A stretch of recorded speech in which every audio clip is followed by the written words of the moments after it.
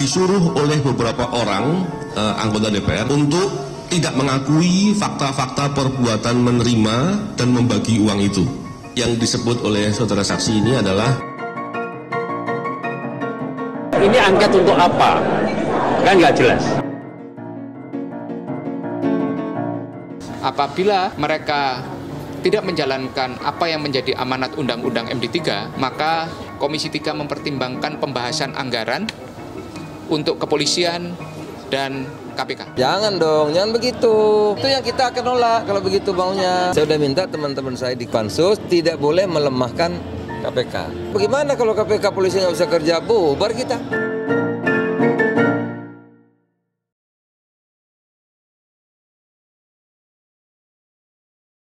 Luar biasa Pak, kita cukup lama sudah berbicara tadi masalah Idul Fitri, kemudian kita masalah terorisme, Bapak menjelaskan juga. Kita ngomong sedikit masalah politik ini Pak. Politik, ya. Ini sebagian kecil ya Pak ya. Ini yang rame ini kan di media sosial. Seakan-akan politik di tanah air itu tegang. Iya. Padahal menurut catatan kami dan penglihatan kami, politik stabil saja Pak. Iya. Kita lihat hari ini ada dalam tanda kutip Pak ya, ketegangan antara Komisi Pemberantasan Korupsi dan Pansus angket DPR. Iya, iya. Dan Polri menugaskan Bapak untuk menjelaskan posisi Polri. Iya. Sebenarnya bukan ketegangan. Ya. Bukan Ya. ketegangan. Ya. Yang dipersepsikan oleh publik itu ada ketegangan antara DPR dengan KPK. Ya. Iya, begitu. Karena ada angket KPK. Bukan ketegangan. Kalau istilah saya itu miskomunikasi saja. Miskomunikasi. Ya. Oleh karena itu Pak Kapolri dan Polri menugaskan saya untuk menjelaskan posisi Polri di DPR. Karena kenapa saya diperintahkan untuk menjelaskan itu? Karena salah satu objek daripada pansus ini adalah Polri. Polri. Ya. Institusi DPR adalah sebuah lembaga yang dipayungi oleh sebuah konstitusi. Undang-undang. Jadi mereka juga punya hak konstitusional, melakukan hak konstitusionalnya dalam bentuk apa saja. Antara lain juga pansus. Pansus. Ya. Angket lah, pansus angket, budgeting, terus legislasi dan sebagainya, dan kontrolin, ya, pengawasan. Nah, itu tugasnya adalah DPR. Memang ditugaskan oleh undang-undang. Undang-undang, ya. ya betul. Jadi kita harus memahami itu posisinya DPR. Ya. Sebagai Polri, institusi Polri sangat memahami itu. Sangat memahami itu. Nah, KPK sebuah lembaga penegak hukum yang independen, dibuat oleh undang-undang. Kemudian saking independensinya dia menangani extraordinary crime di bidang pemberantasan korupsi. Kita harus memahami dan menghargai itu posisinya KPK. KPK ini. Iya. Sulit memang, posisinya sedang agak sulit. Betul. Kalau kita tidak paham.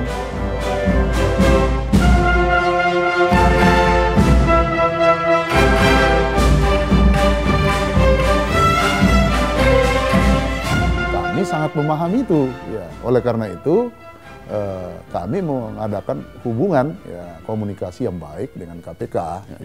Selama ini kami berkunjung ke sana. Waktu bulan puasa saya bicara di KPK hal-hal komunikasi sama antara penegak hukum. Baik. Kemarin semua pimpinan KPK datang ke sini, kita bicara di sini. Waktu habis Lebaran di sini. Baik. Alhamdulillah.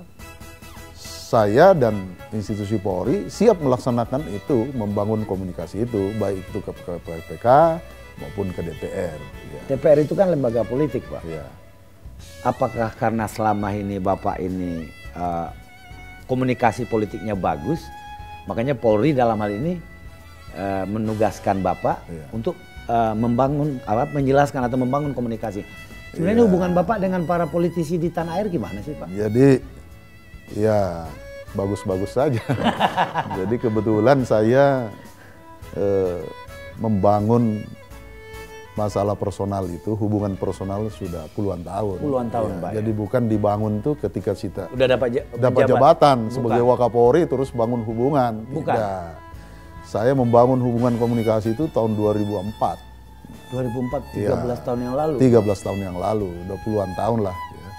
Membangun komunikasi itu, dan komunikasi tidak pernah terputus. Hampir 3 kali pemilu. Jadi kalau kawan-kawan di anggota DPR sekarang yang sudah 3 periode, ya Itu banyakkan 3 periode, ada 2 periode, 3 periode. Itu komunikasi saya di zaman saya masih pangkat kombes. Belajar politik di mana nih Pak? Ya kita bisa belajar dari otodidak, ya. Kemudian pengalaman, pergaulan kita. Tapi yang penting bagi anggota Polri yang aktif seperti saya, Polisi Jenderal aktif, tidak boleh berpolitik praktis. Iya. Tapi mendalami ilmu politik itu sangat kuat. Dan bahkan saya pernah hampir mengambil doktor saya ilmu politik, hampir. Tapi tertunda, nanti kalau udah pensiun saya mau teruskan. Jadi Bapak ini mau terjun ke politik nih ngomong-ngomong kalau udah pensiun? Saya katakan begini, kita tidak boleh berpolitik praktis, tapi membangun komunikasi politik itu perlu. Ya. Kemudian mengerti tentang politik, belajar tentang politik, baik itu dari buku menjadi otodidak maupun pengalaman. Iya Pak. Dan saya lakukan itu. Baik. Saya belajar politik dari buku, saya belajar politik dari pengalaman. Kebetulan saya dekat sekali hubungannya dengan para tokoh politik yang sangat dikenal banyak halayak sekarang. Ya. Dalam beberapa kesempatan Bapak selalu bicara Bung Karno. Dan di ruang tunggu Bapak saya lihat tadi ada foto Bung Hatta. Iya. Ini Ya, apa? tokoh-tokoh itu idola saya. Idola Bapak Dan ya? saya pelajari secara mendalam tentang Bung Karno.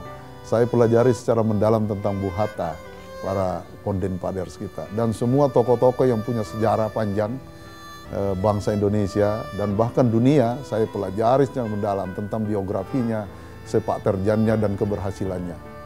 Saya pelajari. Jadi kalau begitu Bapak pengen terjun ke politik nih?